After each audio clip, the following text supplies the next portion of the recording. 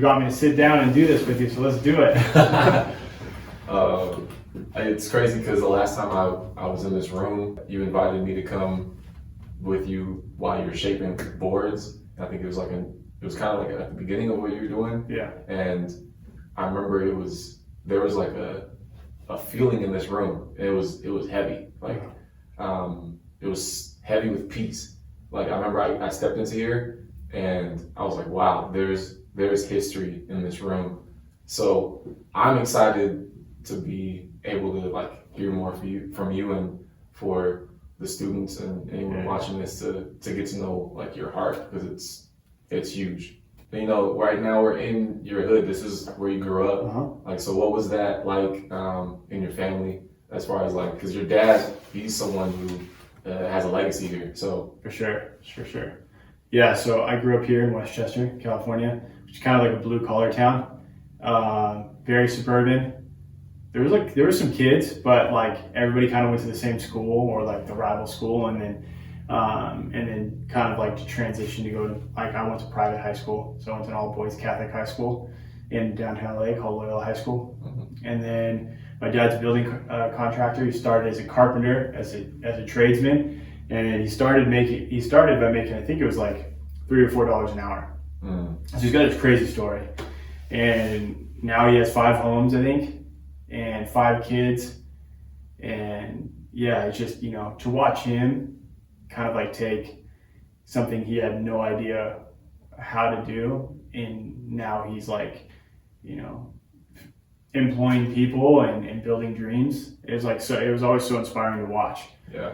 And I always wanted to have my own thing, and so like I always fought the current of being like, he did it, like I don't want to do it his way, I want to do it my way. Yeah. And so for a long time that was baseball. So I grew up playing baseball, did that for like 9 years, and then I quit because I started surfing, and I didn't want to be like in downtown LA running the track when it was like 95 degrees out. I wanted to be in the ocean. And so that was a really hard transition because my cousin played professional baseball for a little bit in the minors. So it was kind of like my brother and I was like, that's like what you're supposed to do. That's the golden path for you guys. Because when I broke that, there's some friction. Yeah. But my dad surfed. My dad grew up in Playa del Rey. He hated surf contests, but he saw me kind of come alive in them, and he loved competition. I could never take a break from sports, but it was good because it kind of like built structure for my life. But yeah, it was kind of like in a nutshell of what it was like growing up here. Yeah. Was there a time where you were like, hey, I want to make a decision, like this is the thing that I want for my life, and if so, like where did that come from? My freshman year of high school baseball, I freaked out. I got so nervous that I missed the ball off the tee. Oh wow! And the head coach was, long story short, was like, no, he's not making the team. But one of the assistant coaches, he went to bat for me. He said, we knew he can play, I could see it, and my best friends growing up ended up playing all 4 years, you know, and I think 3 out of the 4 years they were on varsity. So it was tough, And then, so I started surfing that year. And then my next year, sophomore year of high school, is when I started doing the fall ball team and practicing. And I was starting, and I was playing, I was doing really well, but I was already so involved in surfing and doing it every weekend. And I would literally book it to, downtown LA at 3 p.m., make it to the beach by hopefully 4, surf for a couple hours. And then, that just it just took over. So I did it differently. A lot of kids grew up surfing when they were 10 and they grew up at the beach, I knew I had a lot to make up. So I took every angle and advantage to get there. Wow. And to the point of I kind of almost didn't even take time to learn how to surf. I went right into contests. Wow. So it was my results were sporadic. Okay. I'd go first round loss, or I'd make the finals. Yeah. Every other week. Man, it's crazy because at a young age, I know you had that high sense of dedication, high sense of personal responsibility to be hey, I need to fight for this thing. Right. And you fought for it. I know, because just as your friend, but also you talk about traveling the world and seeing a lot of beautiful things in so many parts of the world. And then I know that at one point you shared a story that like you were on a boat somewhere in some, like, I think it was Tahiti or something like that. And you're like, how come I'm not able to like fully enjoy this? Right. And yet I feel like I'm like climbing to the top of where I want to be. Right. So it seems like you had achieved a sense of excellence in that moment. Yeah. Or at least you were like close to where you wanted to be. Right. But yet you felt that. So can you tell us about that moment and how you got to like where you are now? So I remember being in a boat in Tahiti, looking at like the ocean floor, like through the water, like seeing all these kinds of fish and the reef. It was beautiful. And I remember just being like, God, you know, I feel like I had a relationship with God, but it was just kind of different. You know, it was like, I felt like I was always having to earn and achieve this, like, you know, this place of, you know, God, where do you need me to be? You know, who do you need me to be? I feel like I just kind of had to always earn it, and I just never could enjoy the moment. And so, yeah, that was like a really hard, that was like my whole surfing career. I took that mindset, and there's a lot of anxiety that comes with like that, just needing to constantly, like, this is like, I need to do X, Y, and Z to get here. But when you get there, it's never good enough. So you're like, okay, then what's next? Okay, what's next? I can't be here. I can't just stay here. Wow. Yeah. Was there a point where you felt like that, like God answered that for you? It was like, God, like what's that next thing? Or like, why, how can I feel like internally that I've achieved the excellence? Yeah, I think when the thing that you're passionate about becomes everything that you want, you live at that ceiling. You know, it's like you want to just like do whatever it takes to get to that point, but it becomes your life and it becomes your identity. And it's like unfortunate because I got to a point where like it became everything in a beautiful way. It became everything that I wanted to do. And I was like, I got to travel the world. I got to have my family support me. Friends, you know, my whole community in the South Bay is like, you know, I became known in the South Bay as being like the guy from LA that's doing it. He's going for it. He's traveled. He went to Hawaii, surfed pipeline. I've surfed pipeline 30 feet. Wow. You know, you're like 20 feet. You know, you're as big as it possibly can handle. That's crazy. And not everybody's done that.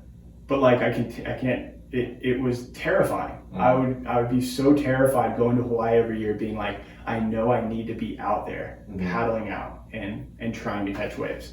If I don't, then I'll never get to where I want to be. So you like live in this like, you know, just like this current of just emotion, you know, constantly. And so, you know, the breaking point for me, I think I waited too long and I held on to it too long. And like a lot of it had to come from a lot of therapy and like deep digging. And as that's, you know, people do that. It's not for everybody, but I think for me, it was like, this was so necessary.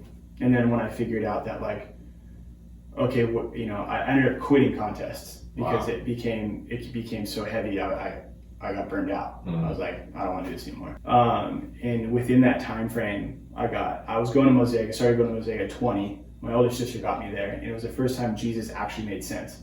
Because I grew up going to school, you know, Catholic school where it was talked about, but like, you kind of like coincided with that, like, you know, do X, Y, and Z and you're good. You know, you stay under this kind of like curtain of like, you're good, just check all the boxes.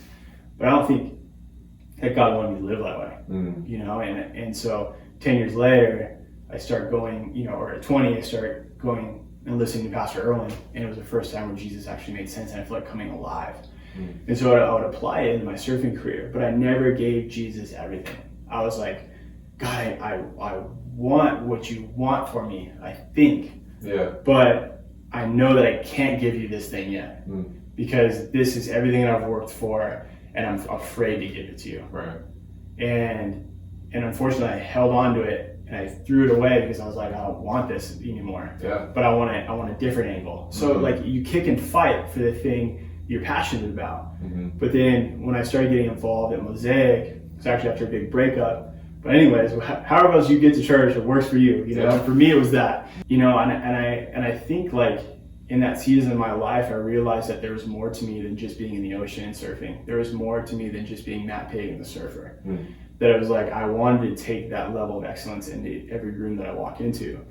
Fast forward now, being 30 years old and like learning how to shape, like I look over there and see one of the first boards I did, it looks horrendous, you know? And so it's interesting because I get in here and I put boards on these horses, and like what I take from it, and I think the tipping point for me was learning that like God created me with excellence. That like it talks about in Genesis, I think it was 131, where he says he stood back and he was very pleased. He was that everything that he created was very good. And I love that, because if we're created all in his image, then I want to be able to look back. I want to stand back and be like, everything that I touch, everything that I create, every room I'm in, every person I meet, that I want to be good. I can't live in the past, but I can help create, different futures. Yeah. And so that's why I have such a heart for young kids that are, chasing their dreams with a board, or chasing their dreams playing sports, or, and I want to help them realize that like that excellence, that thing they're becoming an expert at, that's not the only thing. They can actually be excellent in every room they walk into. For sure. Last question. You mentioned something a while ago about the culture of surfing and how it's disproportionate. It's kind of closed off. And so you mentioned something about a culture that you wanted to create with some of the people from Compton. And when you told me about that, like I saw your heart like set on fire, and so I wonder if you could tell us about like why did that fire ignite you so much? Right. So I've seen futures in surfing that I've seen people do things in surfing that are hard to relate to what happens on land, because you're chasing after something that requires so much of you, and like you put yourself in waves of consequence. I've been in situations where like I could die today. When I was younger and I surfed for a company called Maddox, they did this thing called a Compton Surf Club. So what they did is in Gardena they had a skate park, and they would coincide with the YMCA, and they would bring kids over and they would skate with them. And like Day One Song is one of the best skaters of all time. He was a part of the team. He helped build the ramp. Wow. And so they would bring those kids in and skate with them. And then when they started sponsoring me, I was like, you have this Compton Surf Club thing, but you guys only go like once every other year, I'm like, let's do this. And so I, gathered up it was a full DIY project. I was hiring friends to film it, and hired friends with surfboards and, a surf camp, and so I put this thing together, and the guys at Maddox like just funded it, pushed it super hard, and they brought all the kids in, and they bust them all in from the inner city in Compton, and it was the best experience probably single-handedly I've had in surfing, because I got to watch these kids that have maybe been to the beach a handful of times. A lot of them have never been to the beach, let alone been in the ocean. Wow. And I remember this kid Ladarian, who's this big. I think he was 9 years old. I don't think he's ever surfed. He'd been on the beach at all. Went through the whole instruction, and I walked down the beach with him, and I threw him on a board, and I started pushing him out. His ankles weren't even big to put the leash on him. And so I pushed him out, and as soon as I was pushing him out through the waves, he all of a sudden just popped up and was walking the board up and down, like, regular foot and goofy foot, like switching around. Wow. And I was like instantly he knew it. He knew what to do. And it just dawned on me. I was like, wow, we are missing it right now. But what I think what it would do is that it would create opportunity for them. It would be so cool that some kid from Compton is on the World Surf, whatever it is, the World Surf League World Tour, and I want to be a part of it because I see it and I haven't acted on it, and it's something that's deep inside me and I want to do it. Yeah. Well, I'm just so grateful and honored that we're friends. Yep. And we're gonna do it together, bro. Yeah, You're surfing already. I'm trying to learn. So, bro, I'm so grateful to be serving with you and to be on that mission. And I want that future that you are viewing. Let's do it. Let's do it, bro. I know these guys are ready too. Let's go. Let's do it. Okay. Peace out. Love you, bro. Love you too, man.